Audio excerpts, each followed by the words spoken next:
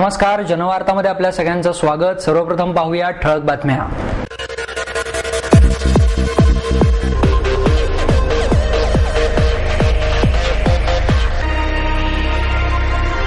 मागण्या पूर्ण झाल्याने ज्येष्ठ समाजसेवक अण्णा हजारे यांनी उपोषण मागे घेतले असून देशभरात उत्साहाचे वातावरण। केंद्रीय अनुसूचित जाती निवासी आश्रमशाळांना महाराष्ट्र शासनाच्या आश्रमशाळांप्रमाणेच अनुदान न मिळाल्यास 28 एप्रिलला तीव्र आंदोलन। वकिलांच्या जीवनावर प्रकाश टाकणारा पुढची तारीख हा मराठी चित्रपट लवकरच रसिकांच्या भेटीला येणार। लोकपाल विधेयकाला माजी IPS अधिकारी सुरेश खोपडे यांचा विरोध। आणि सचिन खेडेकर अभिनीत आणि किरण यज्ञोपवीत दिग्दर्शित ताऱ्यांचे बेट हा नवा मराठी चित्रपट 14 एप्रिलला येणार प्रेक्षकांच्या भेटीला। मागण्या पूर्ण झाल्याने ज्येष्ठ समाजसेवक अण्णा हजारे यांनी उपोषण मागे घेतले असून देशभरात उत्साहाचे वातावरण निर्माण झाले। अण्णा हजारे यांनी जंतर मंतर येथे सुरू केलेले उपोषण मागण्या पूर्ण झाल्यामुळे लिंबू पाणी पिऊन सोडले आणि देशभरात सर्वत्र जल्लोष करण्यात आला। परंतु पुण्यात यापूर्वी 8 एप्रिलला अण्णांना पाठिंबा देण्यासाठी सर्वच पुणेकर रस्त्यावर उतरले। पुणेकरांनी वंदे मातरमचा जयघोष करत मेणबत्त्या घेऊन मोर्चा काढला आणि शनिवारवाड्याच्या साक्षीने भ्रष्टाचार नष्ट करण्याचा निर्धार केला। या मोर्चाला कोणाचेच नेतृत्व नव्हते, मोर्चात कोणी नेता नव्हता, पण हा हजारोंचा स्वयंस्फूर्त मोर्चा लाखो पुणेकरांच्या मनातील भावना व्यक्त करत होता। अनेक स्वयंसेवी संस्था आणि संघटनांच्या वतीने बालगंधर्व रंगमंदिर ते महापालिका भवन ते शनिवारवाडा या मार्गावर मेणबत्ती मोर्चाचे आयोजन करण्यात आले। या मोर्चात 70% सहभाग युवक युवतींचा होता। मोर्चात सहभाग झालेल्यांच्या हाती मेणबत्त्या होत्या, त्यामुळे सारा परिसरच उजळून निघाला होता। तसेच पतित पावन संघटनेच्या वतीने अण्णांना पाठिंबा देण्यासाठी घंटानाद आंदोलन करण्यात आले। स्वातंत्र्यवीर सावरकर स्मारक कर्वे रोड येथे हे आंदोलन करण्यात आले। यावेळी शहर संघटक श्रीकांत शिडीमकर, ललित खंडाळे, सीताराम खाडे, मुकुंद चव्हाण, राजू मोहोळ, सुभाष जाधव यांसह अनेक पदाधिकारी, कार्यकर्ते आणि नागरिक मोठ्या संख्येने उपस्थित होते।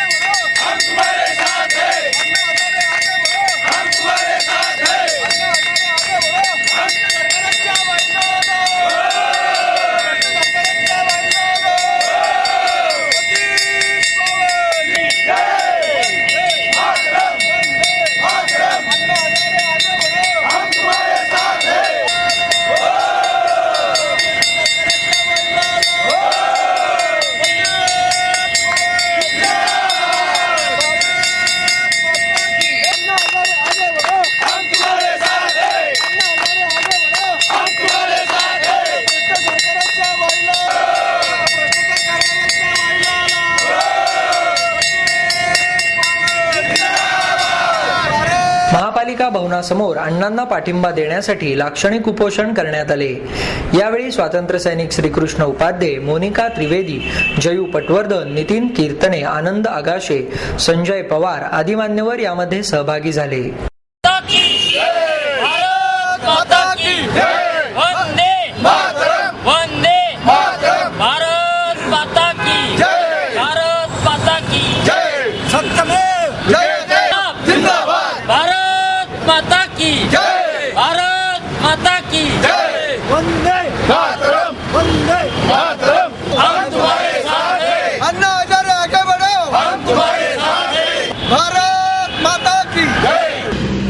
पुणेकर मित्रांनो, 5 तारखेपासून आदरणीय अण्णा हजारे दिल्लीमध्ये लोकपाल आयोग मंजूर व्हावा म्हणून उपोषणाला बसलेले आहेत। जनतेच्या भल्यासाठी ते उपोषणाला बसलेले आहेत। आज मंत्री, मोठमोठे अधिकारीपासून तळागाळातले अधिकारी यांनी भ्रष्टाचार केल्यामुळे कोट्यावधी रुपयाचा मलिदा त्यांनी खाल्लेला आहे आणि जनतेचे पैसेच लुटलेले आहेत।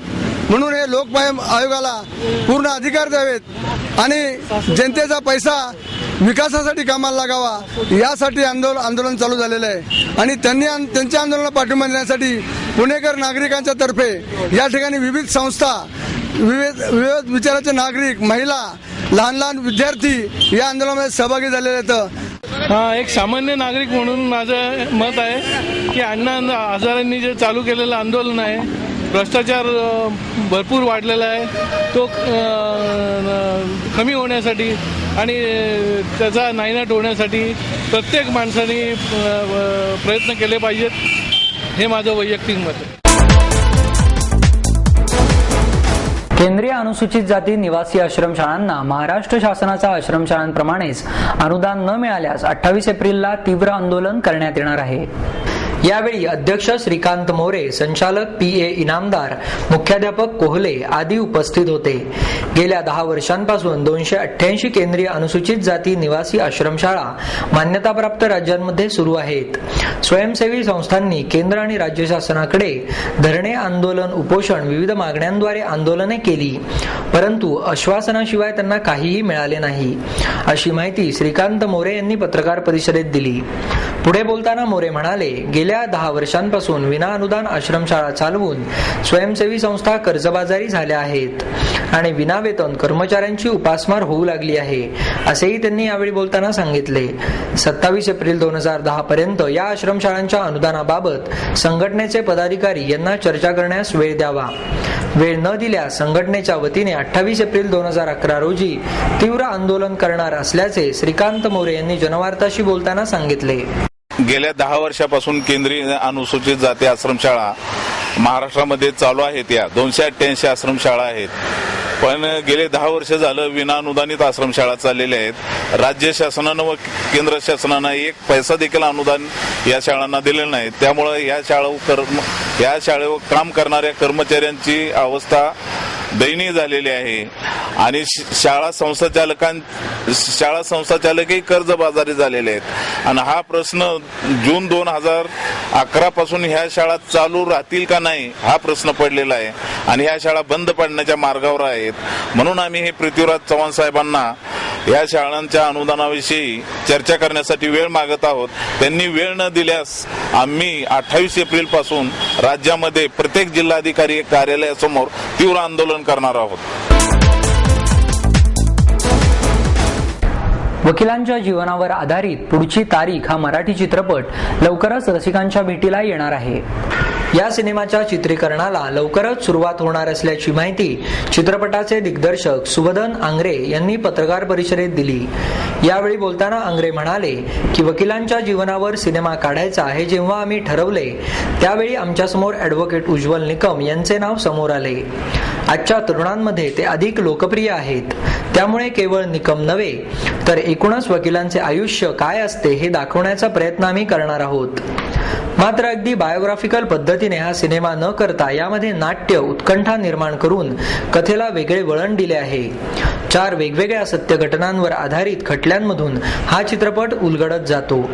या चित्रपटात ॲडव्होकेट निकम यांची भूमिका आजचे आघाडीचे नायक सचिन खेडेकर करत असून त्यांच्याबरोबर सतीश तारे, अशोक शिंदे, मोहन जोशी चमकणार आहेत. या चित्रपटाचे चित्रीकरण मे महिन्यात 18 ते 20 दिवसात पूर्ण करून जुलै महिन्यात प्रकाशित करण्यात येणार असल्याचेही त्यांनी यावेळी बोलताना सांगितले. चित्रपटाचा विषय जो आहे तो वकिलांवरती आहे आणि वकिलांचं आयुष्य जे आपण बघतो ते जनलोकपाल विधेयकासाठी छेडलेल्या आंदोलनाला माझाही पाठिंबा आहे, असे मत ज्येष्ठ बांधकाम व्यावसायिक DS कुलकर्णी यांनी व्यक्त केले. उमेश देसाई यांच्या पोहे ते पास्ता या प्रवास वर्णनाच्या पुस्तकाचे प्रकाशन ज्येष्ठ बांधकाम व्यावसायिक DS कुलकर्णी यांच्या हस्ते करण्यात आले. यावेळी वेरूळ येथील कैलास मंदिरातील अद्वितीय शिल्पे या दृकश्राव्य कार्यक्रमात इंदूरकर यांनी कलाकाराच्या नजरेतून वेरूळच्या लेण्यांची वैशिष्ट्ये उलगडली. यावेळी व्यंकटस्वामी, प्रफुल्ल शहा आदी मान्यवर उपस्थित होते. यावेळी बोलताना कुलकर्णी म्हणाले की लोकांना भ्रष्टाचाराची प्रचंड चीड आली आहे. अण्णांनी छेडलेल्या आंदोलनाला देशभरातून भरपूर प्रतिसाद मिळत आहे. पोहे ते पास्ता प्रवास वर्णनातून देसाई यांनी पुणेरी चष्म्यातून लंडन, पॅरिस यांसारख्या शहरांचे वेगळेपण टिपले आहे. तेथील गोष्टींशी तुलना करत त्यांनी आपल्याकडील व्यथा मांडल्या आहेत. हे पुस्तक वाचताना प्रत्येक पानाला घरगुती चव असून त्यात मायेची ऊब जाणवते, असेही त्यांनी सांगितले. वेरूळचे कैलास मंदिर हा प्रतिभा संबंध आविष्कार आहे. यामध्ये उच्च प्रतिभेचे मानवी भाव पाहावयास मिळतात, असे मत अभ्यासक उदय निंदुरकर यांनी यावेळी व्यक्त केले. लोकपाल विधेयकाला माजी IPS अधिकारी सुरेश खोपडे यांनी विरोध दर्शवला आहे. हे विधेयक मंजूर झाले तर लोकपालांना अधिकार मिळतील, त्यामुळे नोकरशाही अधिक बलशाली होईल आणि भ्रष्टाचार वाढीस लागेल. त्यामुळे लोकपालांना तसे अधिकार देऊ नये आणि संपूर्ण व्यवस्थेच्या मुळावरच घाव घातला तरच भ्रष्टाचार संपुष्टात येईल, असे मत खोपडे यांनी पत्रकार परिषदेत व्यक्त केले. यावेळी बोलताना खोपडे म्हणाले, लोकपालांना अधिकार दिले तर त्यामुळे विकासाला अडथळा आणला जाईल आणि लोकशाही संकुचित होईल. जनतेचा प्रशासकीय अधिकार वाढवायला पाहिजे. उच्च अधिकाऱ्यांना जास्त अधिकार आणि कनिष्ठ अधिकाऱ्यांना कमी अधिकार असतात. त्यांच्यात अधिकारांचे समान वाटप करणे गरजेचे आहे. अण्णांनी भ्रष्टाचाराविरुद्ध लढावे, परंतु लोकपालांना अधिकार दिल्यास नेत्यांना अडथळा आणण्याचे ते काम करतील, असेही त्यांनी यावेळी बोलताना सांगितले. सचिन खेडेकर अभिनीत आणि किरण यज्ञोपवीत दिग्दर्शित ताऱ्यांचे बेट हा मराठी चित्रपट 14 एप्रिलला प्रेक्षकांच्या भेटीला येणार आहे. प्रदर्शनापूर्वी या चित्रपटाचा एक खेळ सर्व कलाकारांच्या आणि तंत्रज्ञांच्या उपस्थितीत खास मीडियासाठी ठेवण्यात आला. या खेळानंतर चित्रपटाचे दिग्दर्शक किरण यज्ञोपवीत आणि प्रमुख कलाकार सचिन खेडेकर यांच्याबरोबर निर्माते नीरज पांडे यांनी पत्रकारांशी संवाद साधला. यावेळी या सर्वांनी पत्रकारांच्या प्रश्नांना अत्यंत मनमोकळेपणाने उत्तरे दिली. ताऱ्यांचे बेट या चित्रपटाने यापूर्वीच पुण्यात झालेल्या आंतरराष्ट्रीय चित्रपट महोत्सवात 2 पारितोषिकेही पटकावली आहेत. या चित्रपटाची कथा एका मध्यमवर्गीय कुटुंबाभोवती फिरते. कोकणातून मुंबई बघण्यासाठी आलेल्या या कुटुंबातील छोट्या मुलाला एका 5 स्टार हॉटेलची भुरळ पडते, परंतु त्याच्या वडिलांना त्यांना तेथे नेणे परवडणारे नसते. ते मुलाच्या हट्टीपणावर नाराज होऊन परत गावी परततात, परंतु मुलाच्या डोक्यातून ते हॉटेल काही जात नसते आणि तो आपल्या वडिलांचा सारखा त्याबाबत पाठपुरावा करतो.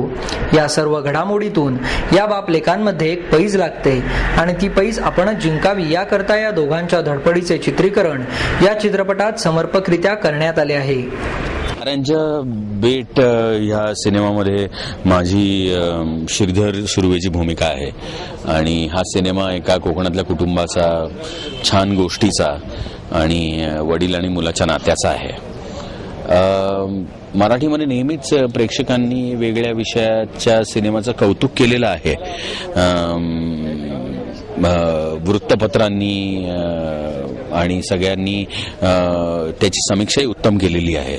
मला ह्या वेळेला खरंच अशी आशा आहे की हा सिनेमा बॉक्स ऑफिस किंवा आपण ज्याला त्याचं कमर्शियल सक्सेस म्हणतो त्याकडे जायला हवा आहे आणि त्यासाठीचे सगळे प्रयत्न आम्ही करतोच आहे.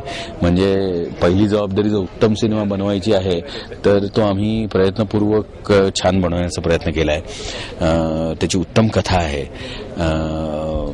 सगळ्यांचा अभिनय चांगला आहे, उत्तम दिग्दर्शन आहे. आमच्या पाठीमागं फ्रायडे फिल्मवर्क्स आणि बालाजी मोशन पिक्चर एवढं मोठी मोठी नावं आहेत. तर मला खात्री आहे की हा आमचा नवीन सिनेमा प्रेक्षकांना नक्की आवडेल. नवीन सिनेमा माझे आता 2-3 सिनेमा आहेत. मी पुण्यात आता शूटिंग करतोय कशाला उद्याची बात ह्या प्रमोद जोशीच्या सिनेमाचं. तो बायलिंग्युअल आहे, कशाला उद्याची बात आणि छोडो कल की बातें. मग आमचा नवीन सिनेमा महेश मांजरेकरांचा फक्त लढ म्हण हा आता तयार आहे, म्हणजे मला वाटतं 2 महिन्यात रिलीज होणार आहे. त्यात माझी भूमिका आहे. मग मी 2-3 हिंदी चित्रपटांमध्ये आहे. मी अजय देवगणच्या सिंघम सिनेमात आहे, ऋतिक रोशनच्या अग्निपथमध्ये आहे. मग एक बबलगम नावाच्या सिनेमामध्ये मी आणि तन्वी आझमी यांनी काम केलं आहे.